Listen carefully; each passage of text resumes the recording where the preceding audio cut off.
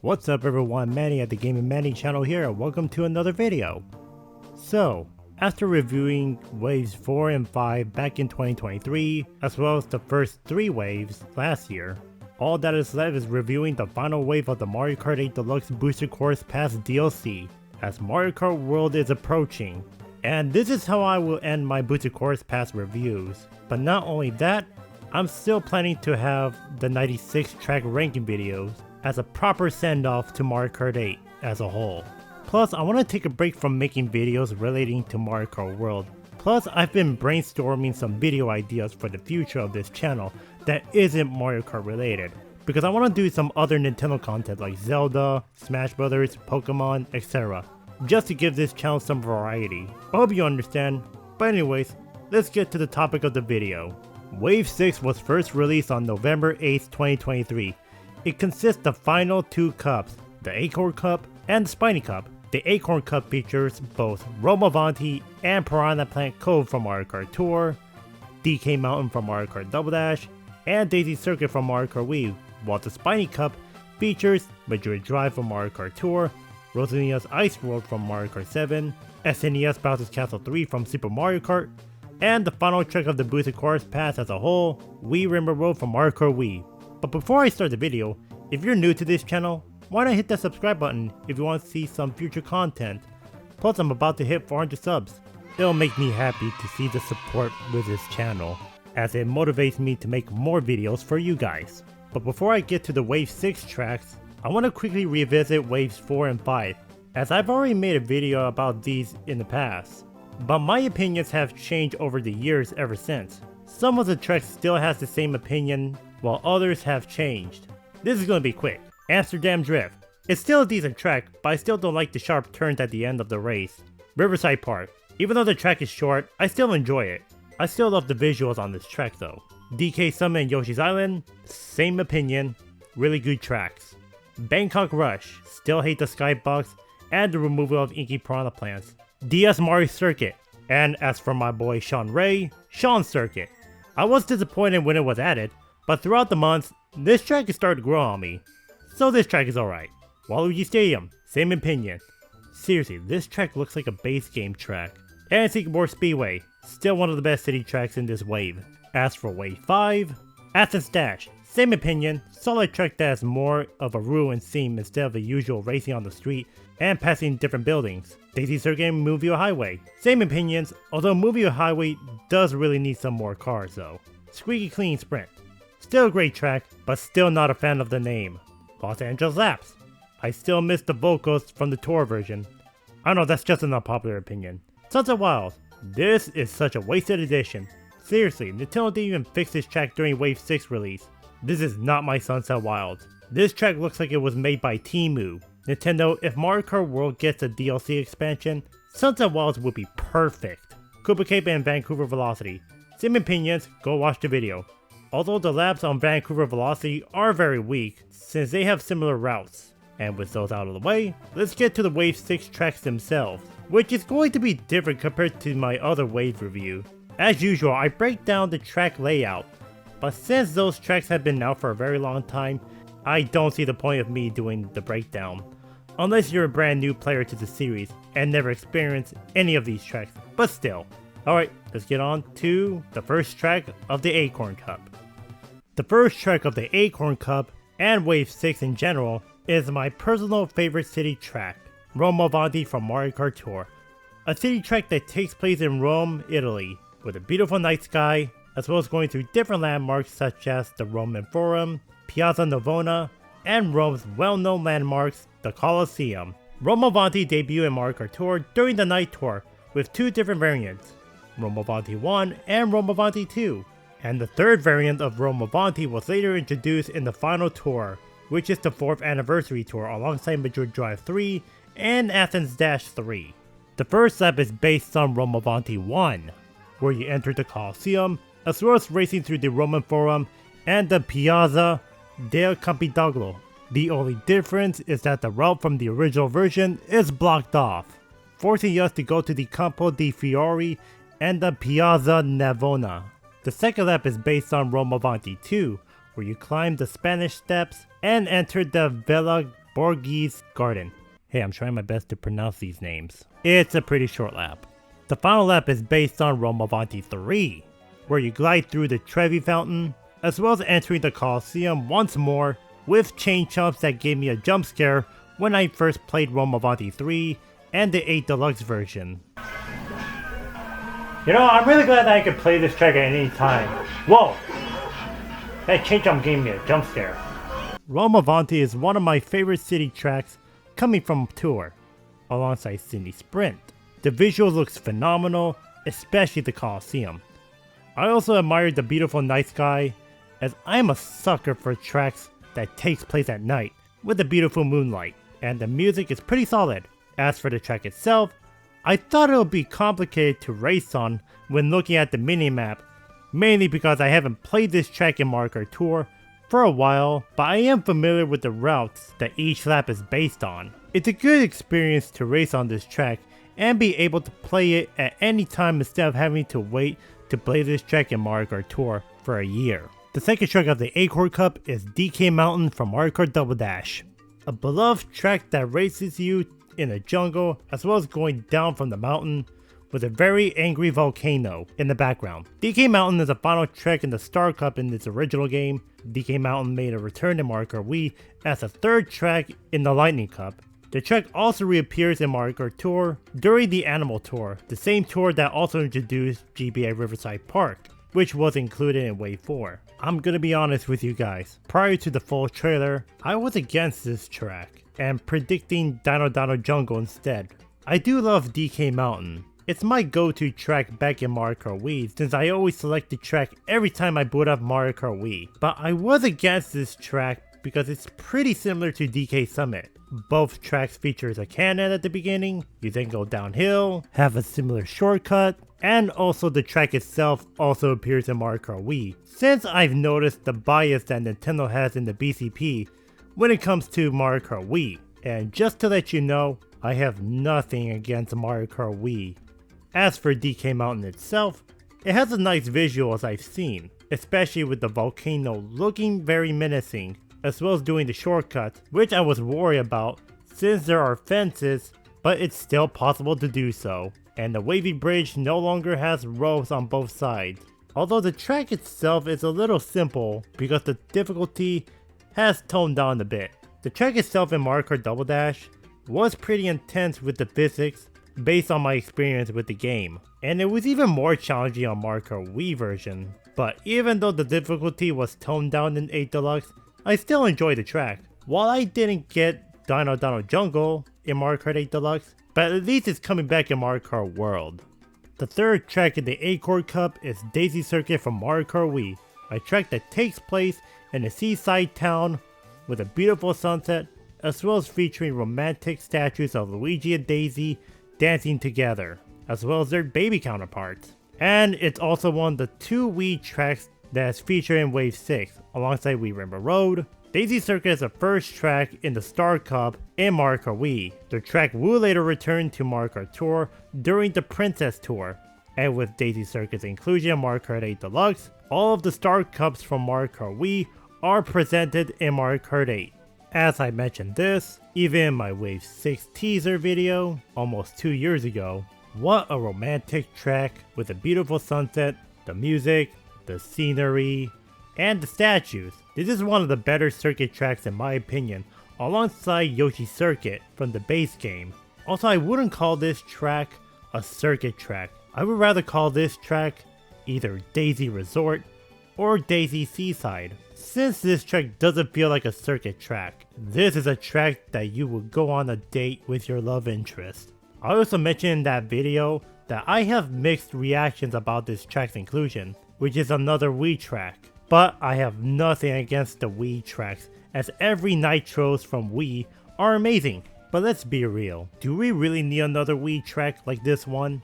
Because Nintendo has been giving us way too many Wii tracks in this DLC. It's almost like Nintendo is turning this game into Mario Kart Wii 2. But despite all that, I did enjoy playing this track. Although I wish they could have saved this track for Mario Kart World.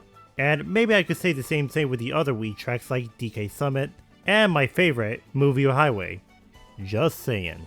The final track of the Acorn Cup is Piranha Plant Cove from Mario Kart Tour. Piranha Plant Cove debuted in Mario Kart Tour during the Exploration 2023 tour with two different variants, Piranha Plant Cove 1 and Piranha Plant Cove 2. But the third variant, Piranha Plant Cove 3, was introduced during the Me 2023 tour, which is also my birthday tour. It should also be noted that Piranha Plant Cove is a second non-city track to have a different variants in Mario Kart Tour, with the first being N64 Calamari Desert with Calamari Desert 2 back in the Wild West tour, as well as being the only tour original track with this mechanic that is not entirely based on a real-life city track. The first lap is based on Piranha Plant Cove 2, even though you start at the underwater section as the original version of Piranha Plant Cove 1, as the second variant starts on the edge of the island in the original. The second lap is based on the first variant, which features the ruins to explore as well as avoiding the swamps at the near end of the lap. And the final lap is based on the third variant, which features a crystal cavern with sunken ships, which kinda makes you wonder if this is the sunken ghost ship from Super Mario World. And also the entire lap is underwater, as well as having these Unagis trying to attack you. Compared to its original counterpart, this version plays way better since I was not a huge fan of this track when I first played it in Mario Kart Tour back when it was first released in that game, mainly due to the underwater physics in that game being bad. And I also remember that this track was data mined as Mob OR, which prior to the reveal, many of us speculated to be a new city track based around Orlando. Such good times. But overall, I'm really glad to give this track a second chance. And these are all the Acorn Cup tracks. And honestly, it's not that bad. These are such a good selection for this cup. So now, let's get on to the final cup of the Booster Course Pass. The first track of the Spiny Cup is the final city track of the entire DLC, as well as in Mario Kart Tour, Madrid Drive, a city track taking place in the country of Madrid, Spain. The track features landmarks such as the Puerta del Sol, the Santiago Bernabeu Stadium, the Prado Stadium, and many more. Madrid Drive debuted in Mario Kart Tour during the Summer 2023 tour with two different variants, Madrid Drive 1 and Madrid Drive 2, just like with Rome Avanti and Athens Dash, and Piranha Plant Cove in their debut tours. And just like with Athens and Rome, the third variant of Madrid Drive also debuted in the 4th anniversary tour. The first lap is based on the third variant, where you drive through the Calle de Cuchilleros, Madrid Atocha, and the Prado Museum, which I always thought the first variant is going to be the first lap before Wave 6 drops. The second lap is based on the second variant, where you drive to the market of San Miguel, Plaza Mayor, which is also in lap 1, as well as gliding across the Retiro Park with a hidden shortcut, which I find it difficult to pull off. And the final lap is based on the first variant, where you explore the Segovia Viaduct, as well as entering the soccer stadium, the Santiago Bernabeu Stadium. Actually, it's called football. Soccer, football, whatever, they're the same thing. Also, soccer is mid, and I could say the same thing with the Mario Striker series. Fight me. But anyways, the crowd's cheering, and some giant shoe Goombas kicking the soccer balls to avoid. You know, after playing this track in Mario Kart 8 Deluxe, we finally reached the end of playing every Mario Kart Tour track in this game, and I'm really glad that a lot of these tour tracks were brought over into this game. Okay, except one. I also like the fact that the music still changes in the museum and the stadium like in the original source, although those two songs are exactly the same as in Tour without changes. Overall, a really good city track to end off the city tracks. The second track of the Spiny Cup is definitely not Piranha Plant Pipeline, but instead Rosalina's Ice World from Mario Kart 7. This track features an icicle cavern, a dome village, penguins, and a giant structure that resembles the Comet Observatory. Rosalina's Ice World is the second track in the Special Cup in Mario Kart 7. The track would later return in Mario Kart Tour during the Rosalina Tour, which, fun fact, I actually made a prediction video about it back in 2020. Something tells me that Rosalina's Ice World is a track that nobody likes from Mario Kart 7. But I happen to be one of those people who like this track. I admire the aesthetics, as well as references to Rosalina's origin game, Super Mario Galaxy, as you can see the Gateway Galaxy in the background, as well as the previous mention of the structure that resembles the Comet Observatory. I'm really glad that Nintendo is giving another Mario Kart game that isn't either Wii or Super Circuit a chance, since I mentioned in that video. Well, it's not DS Luigi's Mansion or 3DS Shy Guy Bazaar, but I did say 3DS, so I'll give myself a half point. But the only criticism I can give this track is that the half pipes are very janky, since you could easily go off the road to the snow instead of the top of the ice surface. And I'm generally shocked that Nintendo decided to choose this track or Daisy Circuit instead of Piranha Plant Pipeline, despite the main purpose of the boosted course pass is to preserve every Mario Kart Tour tracks. And no, I'm not counting the RMX tracks. But honestly, it's an alright addition. Plus I'm also looking forward to checking out Starview Peak in Mario Kart World, which that track feels like a spiritual successor. But anyways, let's move on to the penultimate track of the boosted course pass. The third track, as well as being the penultimate track before the final track in the Spiny Cup, is SNES Bowser's Castle 3 from Super Mario Kart. This is the very first and only Bowser's Castle retro to make an appearance in Mario Kart 8 Deluxe. SNES Bowser's Castle 3 is the fourth track in the Star Cup in its original game. The track, as well as the rest of the SNES track, made a return in Mario Kart Super Circuit. For SNES Bowser's Castle 3 case, it appears as a second track in the Extra Star Cup. The track also makes an appearance in Mario Kart Tour during the 2023 Bowser Tour, which is the final SNES track to be added into that game. And holy shit, this track looks amazing. And many of us have been wanting for this track to come to the Boosted Course Pass ever since the track was revealed through the official Mario Kart Tour Twitter page back in April of 2023.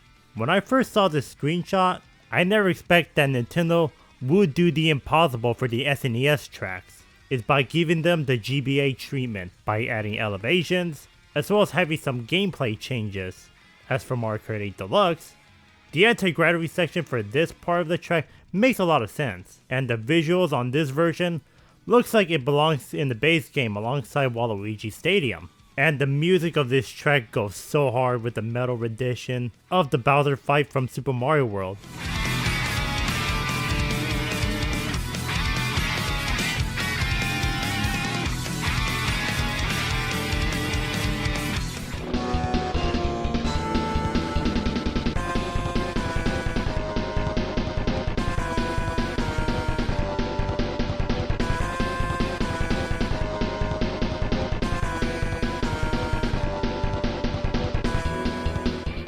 Man, this track is the best one I've seen so far. And keep in mind, this is a Super Mario Kart track. From being flat, to an underwhelming remake in Super Circuit, to an amazing glow up in Mario Kart Tour and Mario Kart 8 Deluxe. And makes me wish that other SNES tracks could get the similar treatment. And I'm kinda glad that Mario Kart World is doing something like this with the SNES tracks. I mean, look at Koopa Troopa Beach, as well as the SNES Mario Circuits. And finally, I'm also glad that Nintendo went with this track for this game instead of one of those vanilla lake tracks. And that's pretty much it I have to say for SNES Bowser's Castle 3. But before we get to the final track of the cup, let's throw in a bonus by talking about Piranha Plant Pipeline.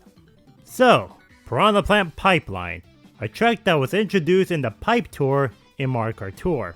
This is the fourth and final non-city track to be introduced in Mario Kart Tour. This is also the second track in 2023 that is named after Piranha Plant, after Piranha Plant Cove in the Exploration Tour back in February, 5 months prior to the track's introduction. And finally, this is also the only track originating from Mario Kart Tour to not be included in the Boosted Course Pass.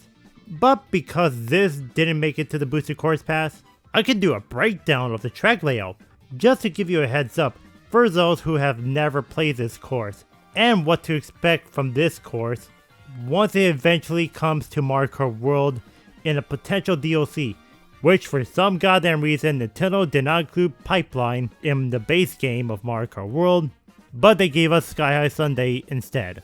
I know I said in the beginning that I want to take a break from making videos related to Mario Kart World, but then again, this is a Mario Kart 8 Deluxe video. But I could throw in some small predictions of the changes for Piranha Plant Pipeline. Plus, I was originally planned to make an entire video about this track and what to expect from Mario Kart World. But because I have some other videos to do, I think it's probably best to talk about Piranha Plant Pipeline in this video. With that being said, let's go over the layout. The race begins outside where you're facing a warp pipe to enter. You then enter the pipe and drive down straight forward, as well as making some few wide turns. On the sides, there are half pipes, which I could totally see getting removed in Mario Kart World. After making some few turns, you stumble across a glide ramp, which will definitely replace with the airplane section, which you fly to one of the warp pipes, which you can choose. In the red pipe, you drive straight and make a left turn, leading you to a clear pipe tunnel. You then enter the red pipe again with spiderwebs, while the blue pipe, which I highly don't recommend if you're playing this in Tour, features a large right turn with water coming out of the pipes. You then encounter the moving pipe underneath the clear pipe, which I could totally see that pipe gonna get removed in World and replace it with the airplane section, which I hope so because this section sucks. But anyways, once you've cleared one of those pipes, you then enter an orange tunnel with fuzzies to avoid, as well as going to an underwater section, which will become a jet ski section for World, with side steppers, which I could see them getting removed in World, and Piranha Plant outside of the water to avoid. You then make a final left turn and exit out the pipe to reach the finish line. So, after my first experience with this track when it came out, I'm gonna be honest, I'm not a huge fan of this track. The track feels pretty janky in my opinion.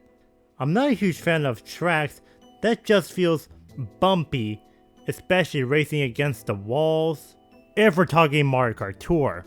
And I never like going through the blue pipe because of the moving pipe, ruining my combos for high scores. But if there's one thing I can appreciate with this track, it's the concept. Interestingly, the concept of this track is similar to the unused Dokkan course from Mario Kart DS, which led to the creation of this track in Mario Kart Tour. So anyways, I hope this track will eventually come to Mario Kart World with DLC. Come on Nintendo, you brought back Sky High Sundae, and you cannot ignore Pipeline. And let me remind you, this is the only Tour original course that is not included in the Booster Course Pass. But then again, it's Nintendo, what am I supposed to do about it? So to those that are curious with this track and want to try it out, there are different methods. The unofficial way, download some custom tracks online. But if you want to play the track officially, Mario Kart Tour is the only option you have, even if you're not into mobile games. But as of this video uploaded, you cannot play it right now. You'll have to wait for the Pipe Tour, which will run between July 8th through July 22nd, which you have 2 weeks to play this track. And after the Pipe Tour ended, you'll have to wait for another year. So let's hope this track comes to Mario Kart World as DLC, and I hope it plays better than Tour. Alright, with that out of the way, it's finally time for the final track of the Booster Course Pass.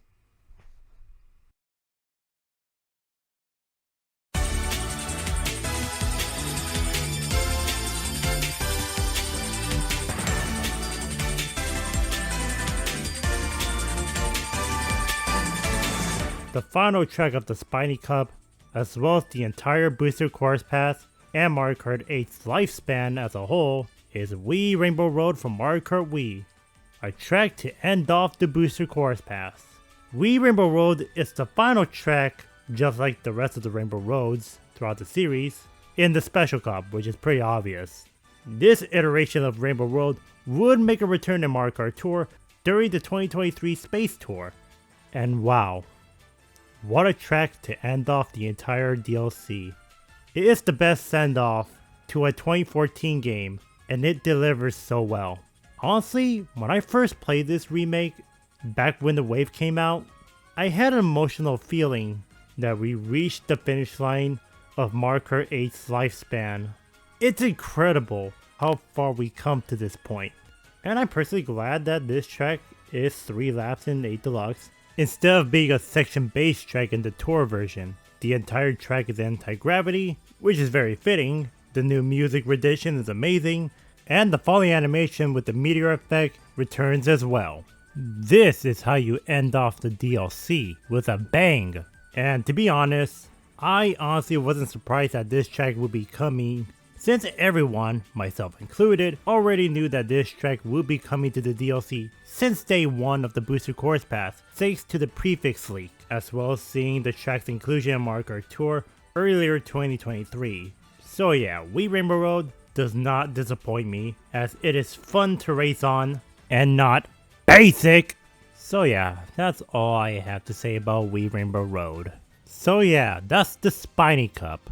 What a great cup to end off the DLC, with the final city track, a random track, the penultimate Bowser's Castle retro, and a retro Rainbow Road.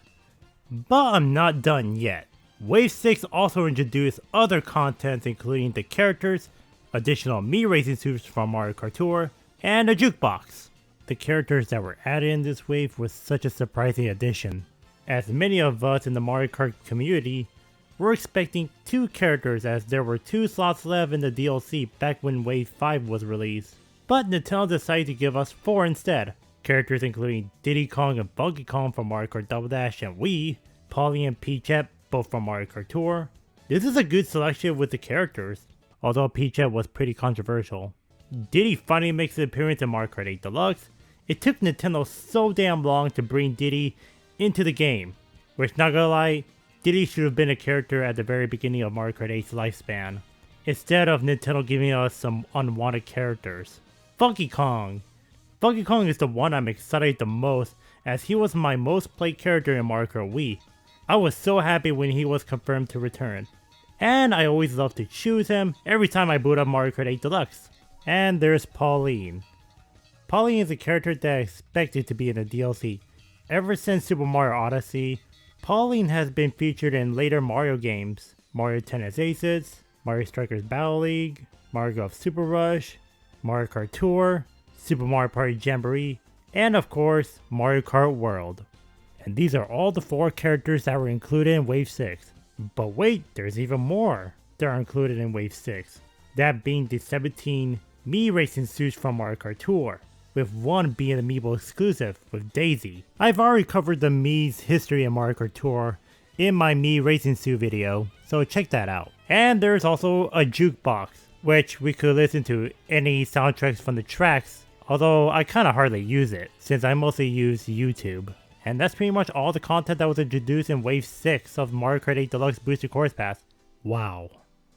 I never thought we reached the end of the Booster Course Pass DLC, as well as Mario Kart 8 as a whole. Mario Kart 8 has been out for a decade, since May 30th, 2014 on the Wii U, and that was during my last few days of my sophomore years of high school, and I turned 16 a few days before Mario Kart 8's launch. And I didn't even have a Wii U at the time. I remember back when the character roster and the cup selection looked like this back when the game was first launched. The character roster was pretty questionable with the filler characters, such as the Koopalings taking up the slots, Baby Rosalina and Pinko Peach, yeah. But the Nitros and Retros are memorable throughout the game's life. You got unique Nitros like Sweet Sweet Canyon, Toad Harbor, Sunshine Airport, Mount Wario, Cloud Top Cruise, as well as the retros like N64 Royal Raceway, DS Cheap Cheap Beach, GCN Sherbert Land, and DS TikTok Clock, as well as new and returning mechanics and elements. Nintendo has been giving us so many surprises for Mario Kart 8 by including DLC packs based on other Nintendo IPs like The Legend of Zelda and Animal Crossing, with additional characters and new courses, as well as adding 200cc. Then the game got ported to the Nintendo Switch in 2017, where it was given more content with new and returning characters, as well as having a real proper battle mode, unlike whatever the hell the Wii U version was. and this is coming from a guy who doesn't care about battle mode. And there's also additional features through updates, Link with his champion tunic from Breath of the Wild, and the Labo update that nobody uses. But then a few years later, the Booster Course Pass.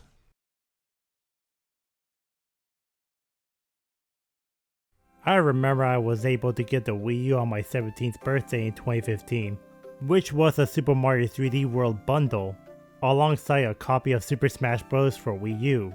That was the best birthday I ever had in my entire life. But I didn't get Mario Kart 8 at that point yet. But on February 16, 2016, I was taking a day off from school and headed to my aunt's house. My uncle, for some reason, let me keep the $100. He was very generous to me, and I am very grateful to him. On the next day, I was able to get the game on a rainy night and finally get the experience for the first time. I was able to get the DLC packs as well, a few weeks later, and I also played it during my friend's barbecue party as a high school graduation party, which I graduated on the next day. It's one of those cheerful memories I'll never forget with my time with Mario Kart 8 on the Wii U. As for the Switch port, I didn't have a Switch at the time when the game came out, but I was able to get the console in July 2017 during the launch of Splatoon 2 because I was a huge fan of Splatoon and waited to get the Switch along with the game. However, a few months later after I got my Switch, I was able to get Pokémon Ultra Moon alongside some goodies that the GameStop employees gave me. And yes, I did get the shiny Silvally despite the date. But a few days later, I was able to get Mario Kart 8 Deluxe digitally. You know, looking back at those days with both versions of the game really makes me feel nostalgic. Even the times where I don't have the game, I felt happy during those days. And these were the happy moments I want to go back and relive those moments.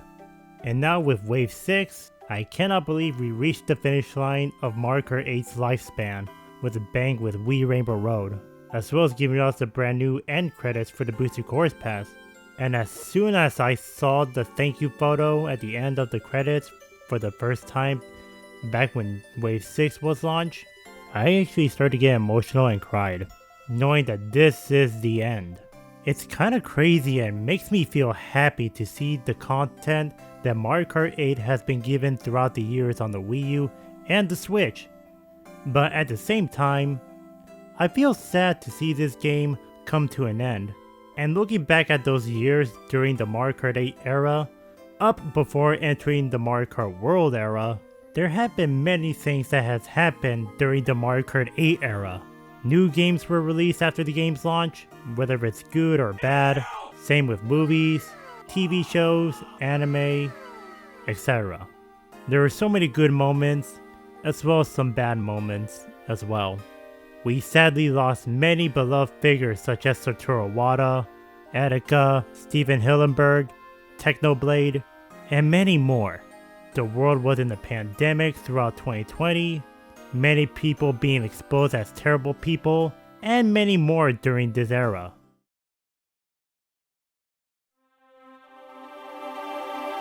As for me, because of the Booster Course Pass and Mario Kart Tour, I was introduced tons of Mario Kart content creators. Swiftjar, Ryder Kart DX, Albert Boris, Nate Dogg, Kart Life, Sean Ray, etc. And a bunch of these people were the reason why I love to make Mario Kart videos. And I want to continue uploading more videos, not for Mario Kart, but with other Nintendo content as well. Hell, I've been doing this for 11 years. Ever since I made my channel, Shining Hearted Manny, which is now rebranded as Game & Wanny, which is basically the Wario version of this channel. I honestly don't know what to do with that channel, since I haven't uploaded on that channel for many years. But overall, I think it's about time for Mario Kart World, and finally giving Mario Kart 8's life to rest. So with that being said, what do you guys think of Wave 6, and the Booster Course Pass as a whole, as well as sharing your memories with Mario Kart 8. Thank you guys so much for watching, and thank you Mario Kart 8 for all the memories throughout the years. And even after Mario Kart World releases, I don't mind returning to Mario Kart 8 Deluxe. Unless Nintendo decides to make a Switch 2 edition of Mario Kart 8 Deluxe despite Mario Kart World exists, Otherwise, it'll be so funny. Wait, Nintendo, it was a joke. It was a joke. But anyways, take care everyone, and I'll see you on the next video. Peace.